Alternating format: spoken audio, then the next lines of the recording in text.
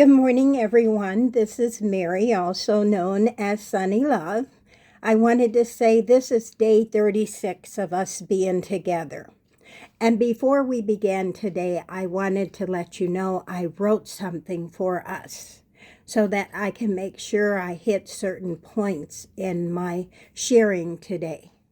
I hope you're well. I hope you had a great day. I wanted to say thank you for all of those who have subscribed, who have liked, who have shared to my YouTube channel. I hope this is helping you each and every day to get motivated, stimulated, and move to the next level you so righteously deserve to have in your life. Before we begin, I want to say this slowly and clearly.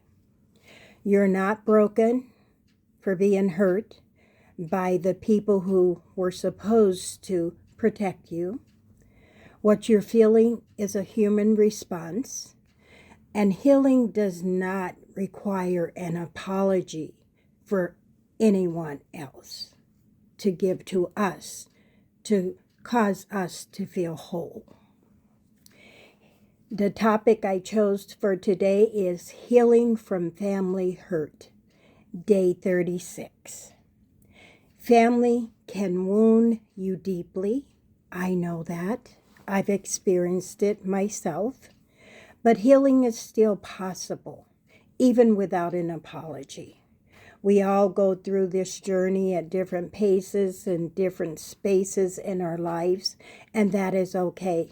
Healing is on your terms, not on mine. Years ago, I went through an intensive year-long training.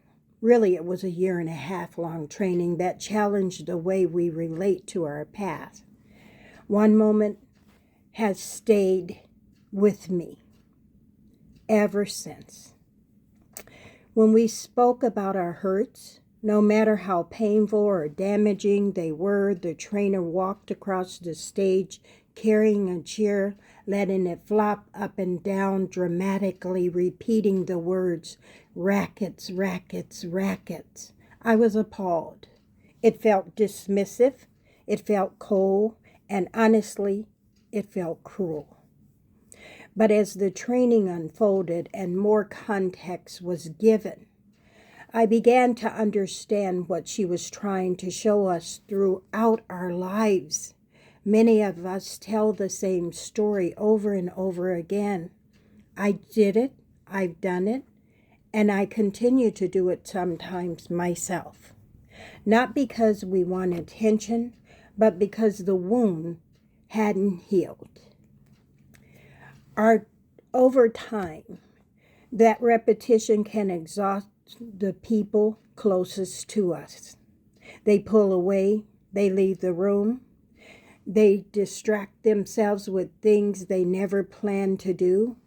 And later, when similar situations arise, blame gets passed back and forth.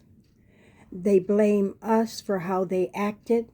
We blame them for the pain we're carrying inside, and the cycle continues. It doesn't seem to break.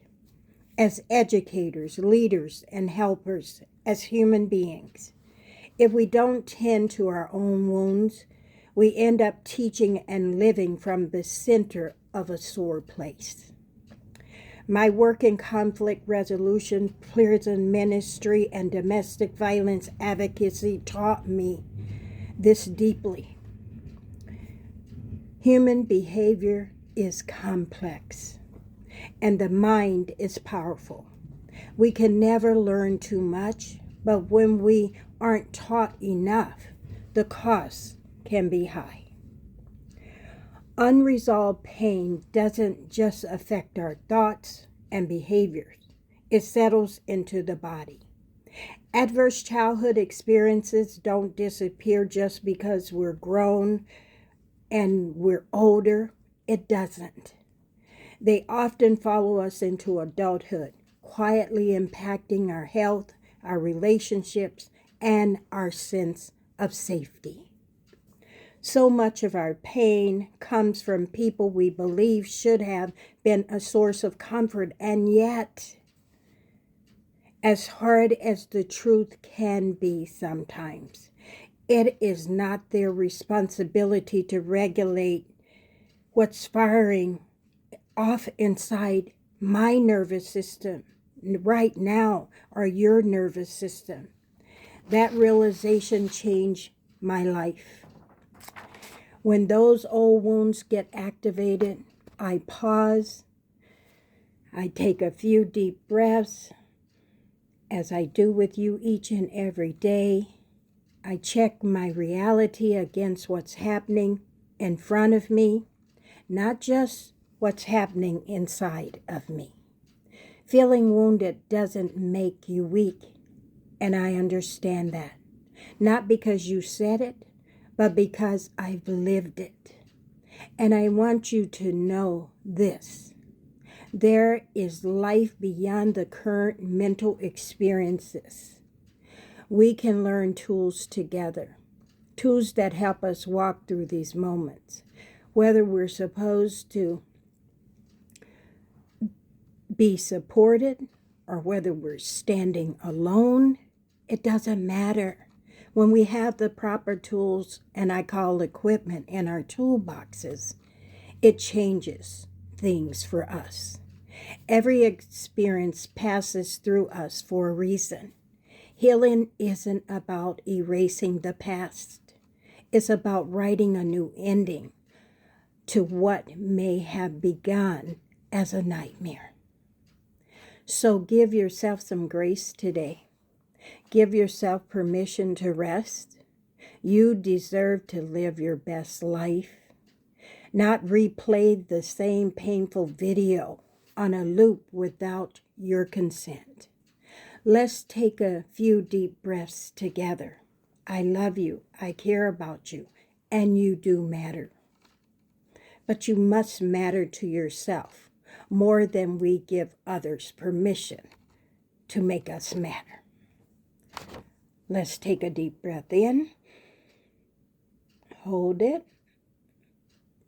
Hold it. Breathe out. Deep breath in. Hold it. Hold it. Breathe out. A deep breath in. Hold it. Hold it. Breathe out. Deep breath in. Hold it. Hold it. Breathe out. Deep breath in.